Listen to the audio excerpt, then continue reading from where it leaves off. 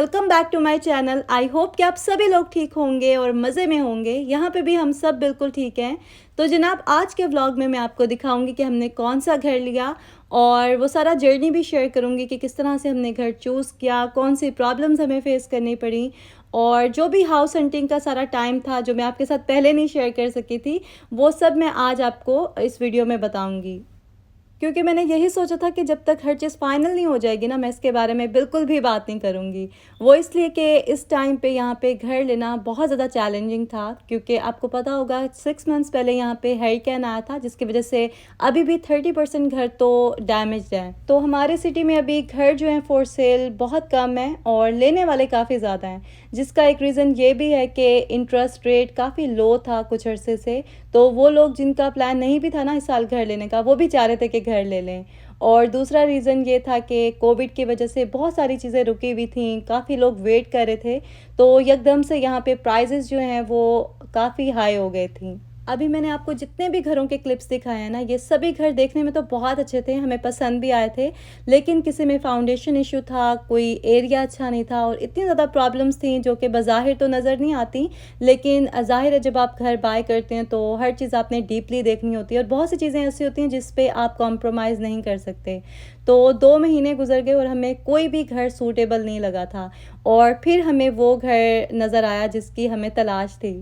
इस घर में एंटर होते ही ना ऐसे फ़ील हो रहा था जैसे हम इसी घर को ढूँढ रहे थे। मतलब एरिया बहुत अच्छा था, स्कूलिंग अच्छी थी यहाँ की और किचन तो मुझे बहुत पसंद आया था। आपको पता है कि हमारा मेन कंसर्न जो है वो किचन से ही होता है, क्योंकि ज़्यादा टाइम यहाँ पे गुज़रता है। तो क्लॉज़ेट्स काफ़ी ज़्यादा थीं, कैबिनेट्स थे और हर वो चीज़ थी जो हमें चाहिए थी। बाकी बेडरूम्स भी यहाँ के मुनासिब थे, ज़्यादा बड़ा भी नहीं था घर और छोटा भी नहीं था। मतलब हर लिहाज से ना परफ़ेक्ट था और हमने एंटर होते ही जो है ना हर चीज़ देखने के बाद ओके कर दिया था। लेकिन ये घर जिस दिन आया था ना, हम लोग उसी दिन ही देखने आए थे और हमने यही सोचा था कि हम जल्दी से जाके देख लेंगे ताकि हमारे चांसेस ज़्यादा हों ये घर बाय करने के। और जब हम यहाँ पे आए घर देखने के लिए तो पता चला कि 40 लोग हमसे पहले घर देख के जा चुके हैं। अच्छा, यहाँ पे आजकल ये ट्रेंड चल रहा है कि जो भी घर काफ़ी ज़्यादा लोगों को पसंद आ जाए ना, तो वो सभी लोग उस घर के लिए ऑफ़र लगाते हैं और जिसकी हाईएस्ट होती है ऑफ़र, वो उस घर को बाय करता है। यानी घर की जो एक्चुअल प्राइस है, आपको उसके अलावा एक्स्ट्रा अमाउंट भी देनी होती है, तो फिर आप वो घर बाय करते हैं, जो कि बिल्कुल अनफ़ेयर है। तो इसीलिए हमने इस घर के लिए अप्लाई ही नहीं किया था, क्योंकि चांसेस भी कम थे और ये अनफ़ेयर है, ये ट्रेंड होना ही नहीं चाहिए, इसलिए हम इसका हिस्सा नहीं बनना चाहते थे।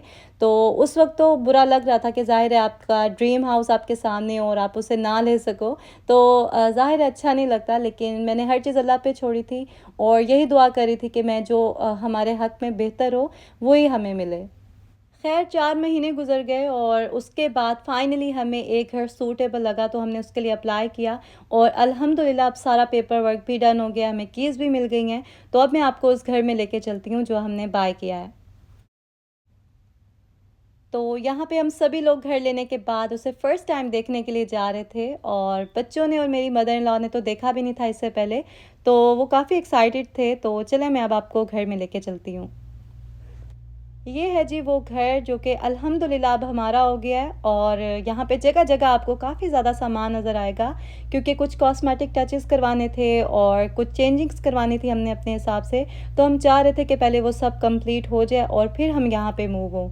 तो ये वुड फ्लोर हमने यहाँ पे लगवाना था। वैसे तो लिविंग रूम में, किचन में यहाँ पे टाइल्स थी जो कि बहुत अच्छी कंडीशन में है, तो इसको तो हम चेंज नहीं करवाएँगे।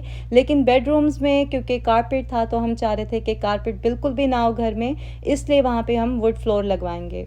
हम लोग अभी तक जितने भी अपार्टमेंट्स में रहे ना, हर जगह कारपेट था और क्योंकि रेंटेड अपार्टमेंट था तो हम लोग रिमूव भी नहीं कर सकते थे। लेकिन अभी माशाल्लाह से अपना घर है तो मर्ज़ी भी अपनी ही होगी। और एक तो कारपेट और दूसरा जो ऑफ वाइट पेंट होता है ना पूरे घर में, उससे सीरियसली तंग आ गए थे। तो अब अल्हम्दुलिल्लाह हम अपनी मर्ज़ी के पेंट करवाएँगे बेडरूम्स में और बच्चों को भी स्पेस मिल गई है, वो भी बाहर खेल सकेंगे आराम से, जो कि बहुत ज़रूरी था उनके लिए। और दूसरा ये कि किचन को भी थोड़े से टचअप की ज़रूरत है, तो वो मैं थोड़ी-सी चेंजिंग करवाऊँगी और इंशाल्लाह फिर आपके साथ शेयर करूँगी बहुत जल्द। अभी हम लोग थोड़ी देर के लिए गए थे, तो ज़्यादा क्लिप्स नहीं ले सकी मैं, इसलिए जो भी क्लिप्स थे मेरे पास मैंने सोचा आपके साथ शेयर कर लेती हूँ, क्योंकि काफ़ी लोगों ने कहा था कि आप जल्दी से हमें अपना नया घर दिखाएं। तो मैं नहीं चाह रही थी आपको ज़्यादा वेट करवाऊँ, इसलिए जो कुछ मेरे पास क्लिप्स थे मैंने सोचा कि आपके साथ शेयर कर लेती हूँ। बाकी इंशाल्लाह जब ये थोड़ा सा काम हमने करवाना ये हो जाएगा ना, तो प्रॉपर मैं आपको हाउस टूर भी दे दूँगी।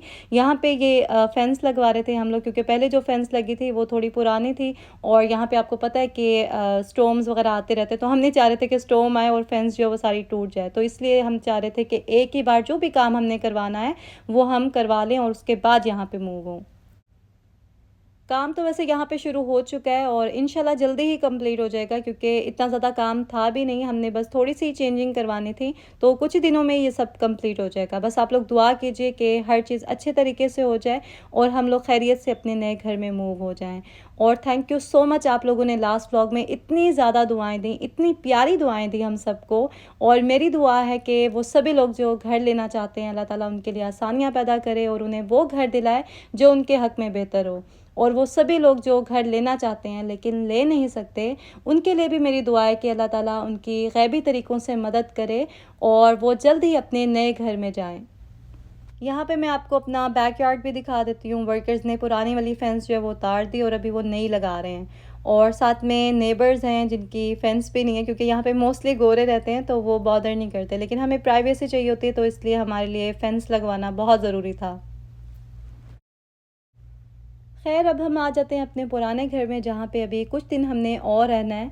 तो अभी सुबह का टाइम हो रहा था, बच्चे घर पे थे क्योंकि वीकेंड था, तो मैं उनके लिए नाश्ता बना रही थी। और नाश्ते में मैं उनके लिए पराठे बना रही हूँ, साथ में मैंने ऑमलेट बनाया है। यूजुअली मैं उनको साथ में मैंगोज़ दे देती हूँ, तो बहुत अच्छा इनका नाश्ता हो जाता है। लेकिन अभी मैंगोज़ नहीं थे, तो इसलिए इनको इसी पे ही गुज़ारा करना होगा।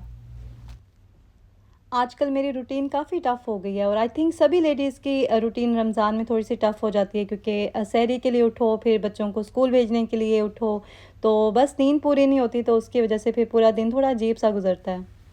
पिछले दिनों अली की तबीयत भी ठीक नहीं थी ना, तो इसलिए भी मेरे लिए मैनेज करना थोड़ा सा मुश्किल हो रहा था, क्योंकि बच्चे की तबीयत ठीक ना हो तो मेंटली स्ट्रेस भी होता है और फिज़िकली भी आप फिर थक जाते हैं। तो इंशाल्लाह मंडे से अली स्कूल जाएगा, तो मेरे लिए फिर ईज़ी हो जाएगा मैनेज करना। एक तो छोटे बच्चों के कार्टून्स बंद करवाना ना बहुत ही मुश्किल काम है। पूरी प्लानिंग करनी होती है और फिर जाके ये लोग बंद करते हैं। तो मैंने भी अभी अली के लिए एक एक्टिविटी प्लान की थी और ख़ुद ही मैं इसी को कहती हूँ कि कार्टून्स बंद कर दो। इस तरह से फिर ये कि अपसेट नहीं होता। अगर आप खुद से रिमोट से बंद कर दो ना, तो फिर बच्चा माइंड करता है और अपसेट होता है, वो स्क्रीम भी करता है और दोबारा से फिर आपको ऑन करना होता है। तो इससे बेहतर है कि बच्चे को ही आप थोड़ा सा कन्विंस करें और उसको कोई अट्रैक्टिव चीज़ के बारे में बताएं, जिसकी वजह से वो खुद ही टीवी बंद कर दे। अभी मैं अली के साथ मिलके ना ग्रॉसरी लिस्ट बनाने लगी हूँ, जो कि अली का फेवरेट काम है आजकल, क्योंकि जब फीवर था ना अली को, तो मैं उसको कहती थी कि आप जब हेल्दी फूड खाओगे तो आप जल्दी रिकवर करोगे और स्ट्रॉन्ग हो जाओगे और दोबारा से आप पे जर्म्स जो हैं वो अटैक नहीं करेंगे। तो अली को फिर जो है ना शौक़ हुआ उससे, और उसने ग्रॉसरी लिस्ट बनाई प्रॉपर, और फिर उसने कहा कि मैं हेल्दी फूड खाऊँगा और मैं फिर सिक नहीं होऊंगा दोबारा से। और मज़े की बात ये है कि उसकी जो ग्रॉसरी लिस्ट थी ना, उसमें हेल्थी फूड के साथ-साथ जंक फूड भी था। तो मैं उसको बोल रही थी कि आप ये सब दोबारा से खाओगे तो फिर से सिक हो जाओगे, और कह रहा था कि नहीं, हेल्थी फूड के साथ ना ये चीज़ें भी खानी होती हैं। बस बच्चों का खाना-पीना अगर सही से हो जाए ना, तो हम मदर्स का आधा काम आसान हो जाता है, वरना तो यही टेंशन रहती है कि बच्चे कुछ ना कुछ बस खा लें हेल्थी। और यहाँ पे अभी सुबह के कोई 10-11 बज रहे थे और मैं क्योंकि जल्दी उठ गई थी, बच्चों ने उठा दिया था सुबह, और काफ़ी लेज़ी होती हूँ इस टाइम पे, कोई काम करने का दिल तो करता नहीं है, तो बस बच्चों के साथ ही थोड़ा टाइम स्पेंड कर लेती हूँ, फ़ोन पे कुछ देख लेती हूँ, आप लोगों को रिप्लाई कर देती हूँ मैसेजेस का। और यहाँ पे अब मैं किचन में आ गई थी, क्योंकि किचन का जो स्टोव है उसे मैंने क्लीन करना था, फॉइल पेपर चेंज करना था यहाँ पे।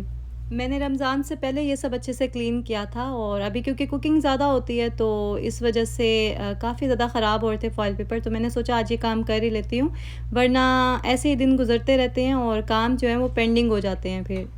अच्छा, नए कपड़े पहन के जब काम वगैरह करना पड़े ना तो बहुत उलझन होती है। मैं यूजुअली जब भी क्लीनिंग वगैरह करनी हो तो ट्राउज़र शर्ट पहन लेती हूँ। लेकिन अभी रमज़ान है और ये कपड़े मैंने स्पेशली इसीलिए मँगवाए थे कि मैं रमज़ान में पहन सकूँ। तो बस फिर मैं पहन लेती हूँ और केयरफुल होके थोड़ा काम करती हूँ। क्योंकि काम जो है ना घर के वो तो कभी ख़त्म होते ही नहीं है। अभी 2 दिन पहले की बात है, मैं सुबह उठी तो मुझे 1-2 काम करने थे किचन में ही। मैंने सोचा कि वो कर लेती हूँ और उसके बाद मैं चेंज कर लूँगी। और एक के बाद दूसरा काम आता गया और पता ही नहीं चला मुझे इफ़्तार का टाइम होने वाला था, फिर मैंने सोचा कि अब जाके चेंज कर लेती हूँ, वरना ऐसे ही पूरा दिन गुज़र जाएगा। मैंने जो भी ड्रेस पहनना हो ना नेक्स्ट डे मैं 1 दिन पहले उसे प्रेस करके तो हैंग कर लेती हूँ। क्योंकि मेरे साथ ऐसा बहुत होता है कि कोई ड्रेस पहनना हो मैंने और वो प्रेस ना हुआ हो ना तो फिर मैं लेज़ी हो जाती हूँ कि कौन प्रेस करे। क्योंकि अपने कामों के लिए हम सभी लोग ही जो है ना वो लेज़ी हो जाते हैं। बाकी जो घर के काम होते हैं, बच्चों के काम होते हैं, वो हमारी रिस्पॉन्सिबिलिटी होती है तो वो तो हमने करने ही होते हैं। तो जनाब यहाँ पे कपड़े भी प्रेस हो गए थे, इसके बाद फिर मैंने असर की नमाज़ पढ़ी, कुरान पढ़ा और कुकिंग मैंने आज नहीं करनी थी क्योंकि एक दिन पहले मैंने चने की दाल और कद्दू बनाया था तो वो लेफ़्ट ओवर था, इसलिए मैंने सोचा कि शाम में मैं राइस बॉयल कर लूँगी इफ़्तार में और साथ में वो दाल कद्दू हो जाएगा और बाकी चीज़ें तो आपको पता है कि इफ़्तार में बनती ही हैं, तो अच्छा ख़ासा एहतमाम हो जाता है माशाल्लाह से।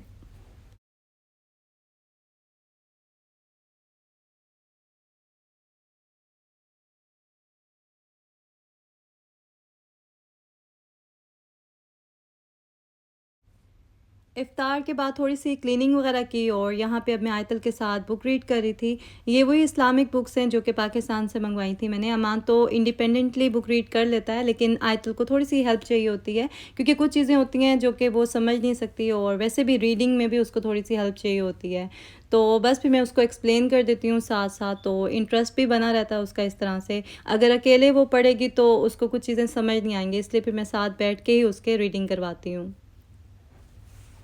बच्चों को अपने रिलीजन के बारे में जिस तरह से पेरेंट्स एक्सप्लेन कर सकते हैं ना, उस तरह से किसी स्कूल में या किसी और जगह पे नहीं बता सकते। तो आई थिंक जिस भी कंट्री में आप रहते हो, आपको थोड़ा-सा टाइम निकाल के ना बच्चों को अपने रिलीजन के बारे में खुद बताना चाहिए और एक्सप्लेन करना चाहिए हर चीज़ को। तो ये था जी आज का व्लॉग। आई होप आपको अच्छा लगा होगा। अगर अच्छा लगा हो तो जल्दी से लाइक और शेयर कर दें और जिन्होंने सब्सक्राइब नहीं किया अभी तक वो अब कर दें। आपसे मुलाकात होगी बहुत जल्द नेक्स्ट व्लॉग में। अपना ख़्याल रखें और दुआओं में याद रखें। अल्लाह हाफ़िज़।